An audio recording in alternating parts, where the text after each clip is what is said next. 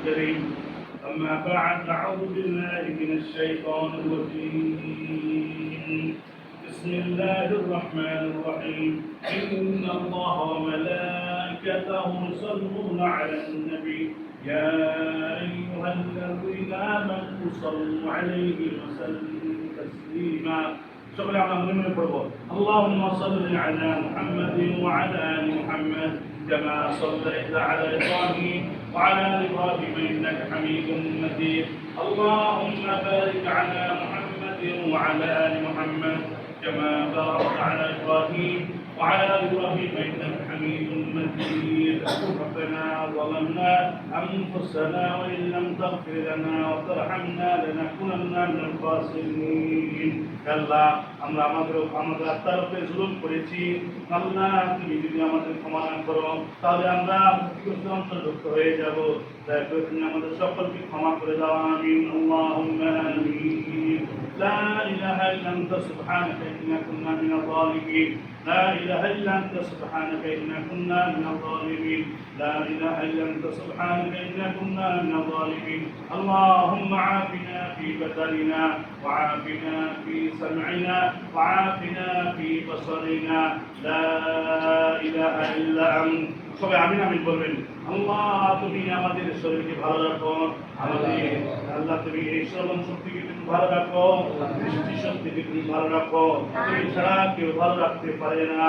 রব্বানা আতিনা ফিদ দুনিয়া হাসানা ওয়া ফিল আখিরাতি হাসানাতান ওয়া কিনা আযাবান্নার। হে আল্লাহ, তুমি আমাদের ইহকালীন জীবন শান্তিময় জীবন দান করো। আল্লাহ, সৎসময় জীবন দান করো, সুন্দরময় সুস্থি জীবন দান করো এবং আখিরাতে তুমি জান্নাতুল ফেরদাউস লাভ করার মাধ্যমে উত্তম জীবন দান করিও এবং জাহান্নামের আগুন থেকে আমাদের সকলকে রক্ষা করিও। আমিন। আল্লাহুম্মা আমিন। اللهم اغفر لنا। আল্লাহ, তুমি আমাদের ক্ষমা করো। আমাদের মাতাদেরকে তুমি ক্ষমা করো। আমাদের বাবাদেরকে তুমি ক্ষমা করো এবং আমাদের দাদা দাদি যারা দুনিয়া থেকে চলে গিয়েছেন আল্লাহ, তুমি সকলকে ক্ষমা করো। মুমিন নর নারী যারা গেছেন আল্লাহ, সকলকে ক্ষমা করো। যারা আসবেন তাদেরকে তুমি ক্ষমা করে দাও। আমিন। আল্লাহুম্মা আমিন। আল্লাহুম্মা আসলিহ আহওয়ালানা ওয়া আহওয়াল মুসলিমিন في كل مكان يا رب العالمين. اللهم اغفر للمؤمنين والمؤمنات والمسلمين والمسلمات والأحياء منهم والأموات. اللهم اغفر للمؤمنين والمؤمنات والمسلمين والمسلمات والأحياء منهم والأموات. اللهم أسأل الله عز وجل أن يجزي المتبرع الشيخ دكتور مسعود الخالدي وزوجته خير الجزاء وأن يبارك له في ماله وأهله وذريته ويجعل هذا الجامع صدقة جارية له ولوالديه. আমরা সকলে দোয়া করব ইনশাআল্লাহ। তিনি এই মসজিদটা করার পিছনে অর্থ ব্যয় করেছেন, তার জন্য আমরা দোয়া করব। আমরা সকলে আমিন আমিন বলবেন ইনশাআল্লাহ। নাসআলুল্লাহ আযজা ওয়া জাল আন ইয়াজজিয়া المتبرع الدكتور مسعود الخالدي خير الجزاء وأن